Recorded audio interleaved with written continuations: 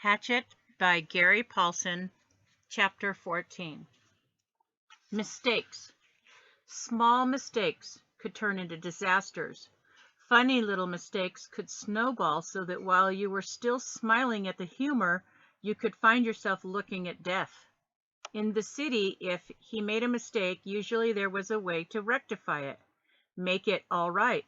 If he fell on his bike and sprained a leg, he could wait for it to heal. If he forgot something at the store, he could find other food in the refrigerator. Now it was different, and all so quick, all so incredibly quick. If he sprained a leg here, he might starve before he could get around again. If he missed while he was hunting, or if the fish moved away, he might starve. If he got sick, really sick, so he couldn't move, he might starve. Mistakes. Early in the new time, he had learned the most important thing, the truly vital knowledge that drives all creatures in the forest. Food is all. Food was simply everything. All things in the woods, from insects to fish to bears, were always looking for food. It was the great single driving influence in nature, to eat. All must eat. But the way he learned it almost killed him. His second new night, stomach full of fish, and the fire smoldering in the shelter, he had been sound asleep when something, he thought later it might be smell, had awakened him. Near the fire, completely unafraid of the smoking coals, completely unafraid of Brian, a skunk was digging where he had buried the eggs. There was some silver of a moon, and in the faint pearl light he could see the bushy tail, the white stripes down the back, and he had nearly smiled.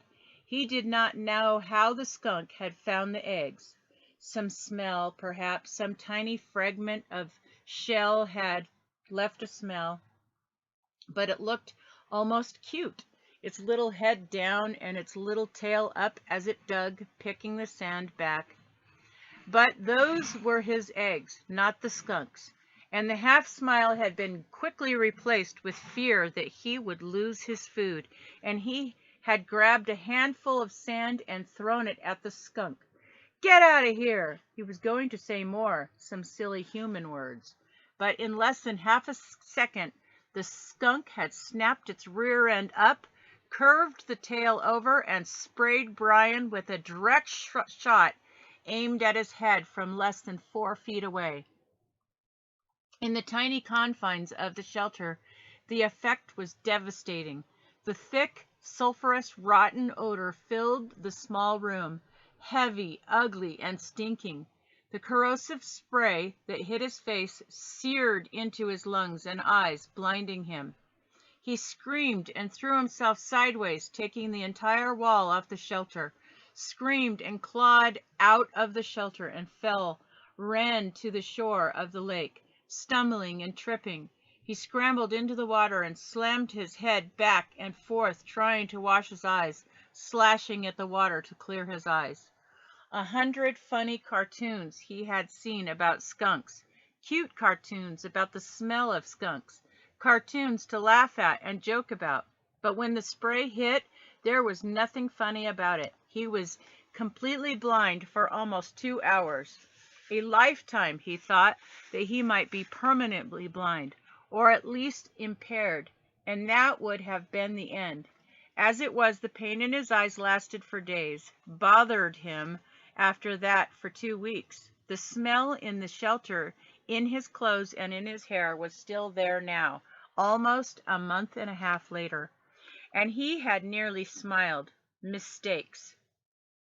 Food had to be protected. While he was in the lake, trying to clear his eyes, the skunk went ahead and dug up the rest of the turtle eggs and ate every one, licked all the shells clean, and couldn't have cared less that Brian was thrashing around in the water like a dying carp. The skunk had found food and was taking it, and Brian was paying for a lesson. Protect food and have a good shelter. Not just a shelter to keep the wind and rain out, but a shelter to protect, a shelter to make him safe. The day after the skunk, he set about making a good place to live. The basic idea had been good, the place of his shelter was right, but he just hadn't gone far enough. He'd been lazy, but now he knew the second most important thing about nature that drives nature. Food was first, but the work for the food went on and on. Nothing in nature was lazy. He had tried to take a shortcut and paid for it with his turtle eggs, which he had come to like more than chicken eggs from the store. They had been fuller somehow, had more depth to them. He set about improving his shelter by tearing it down. From dead pines up the hill, he brought down heavier logs and fastened several of them across the opening, wedging them at the top and burying the bottoms in the sand. Then he wove long branches in through them to make a truly tight wall, and still not satisfied, he took even thinner branches and wove those into the first weave. When he was at last finished, he could not find a place to put his fist through. It all held together like a stiff woven basket. He judged the door opening to be the weakest spot, and here he took special time to weave a door of willows so tight a mesh that no matter how a skunk tried, or a porcupine, he thought, looking at the marks in his leg, it could not possibly get through. He had no hinges, but by arranging some cut-off limbs at the top in the right way, he had a method to hook the door in place. And when he was in and the door was hung, he felt relatively safe. A bear, something big, could still get in by tearing at it, but nothing small could bother him, and the weave of the structure still allowed the smoke to filter up through the top and out. All in all, it took him 3 days to make the shelter, stopping to shoot fish and eat as he went, bathing 4 times a day to try and get the smell from the skunk to leave. When his house was done, finally done right, he turned to the constant problem, food. It was all right to hunt and eat, or fish and eat, but what happened if he had to go a long time without food? What happened when the berries were gone and he got sick or hurt? Or, thinking of the skunk, laid up temporarily? He needed a way to store food, a place to store it, and he needed food to store. Mistakes. He tried to learn from the mistakes. He couldn't bury food again, couldn't leave it in the shelter because something like a bear could get at it right away. It had to be high, somehow high and safe. Above the door to the shelter, up the rock face about 10 feet, and was a small ledge that would make a natural storage place, unreachable to animals, except that it was unreachable to him as well. A ladder, of course, he needed a ladder, but he had no way to fashion one, nothing to hold the steps on, and that stopped him until he found a dead pine with many small branches sticking out. Using his hatchet, he chopped the branches off so they stuck out 4 or 5 inches, all up along the log. Then he cut the log off about 10 feet long and dragged it down to his shelter. It was a little heavy, but dry, and he could manage it. And when he propped it up, he found he could climb to the ledge with ease, though the tree did roll from side to side a bit as he climbed. His food shelf, as he thought of it, had been covered with bird manure, and he carefully scraped it clean with sticks.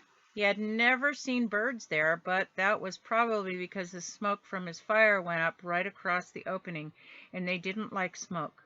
Still, he had learned, and he took time to weave a snug door for the small opening with green willows, cutting it so it jammed in tightly, and when he finished, he stood back and looked at the rock face, his shelter below, the food shelf above, and allowed a small bit of pride to come. Not bad, he thought. Not bad for somebody who used to have trouble greasing the bearings on his bicycle. Not bad at all. Mistakes.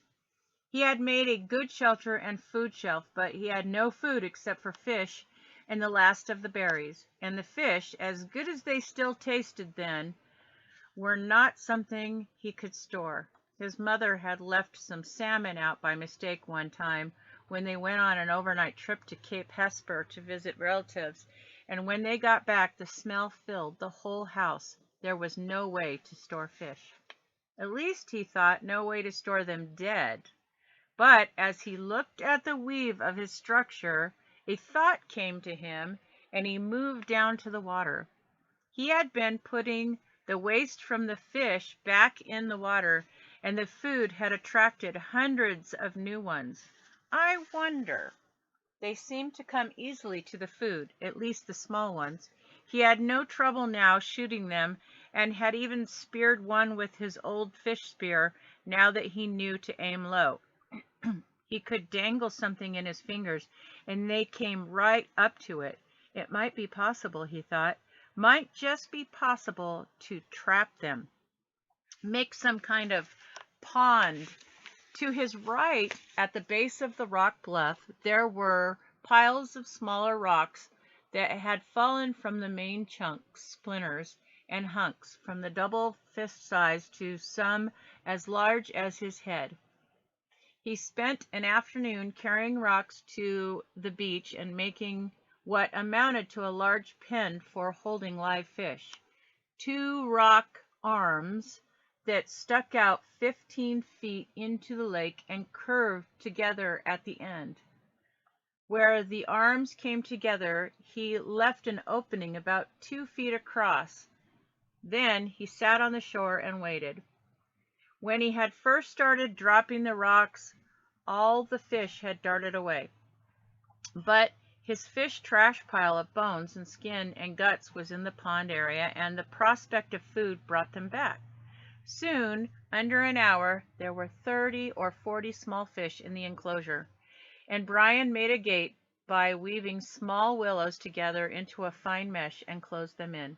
Fresh fish, he had yelled. I have fresh fish for sale. Storing live, fresh fish to eat later had been a major breakthrough, he thought. It wasn't just keeping from starving, it was trying to save ahead, think ahead. Of course, he didn't know then how sick he would get of fish.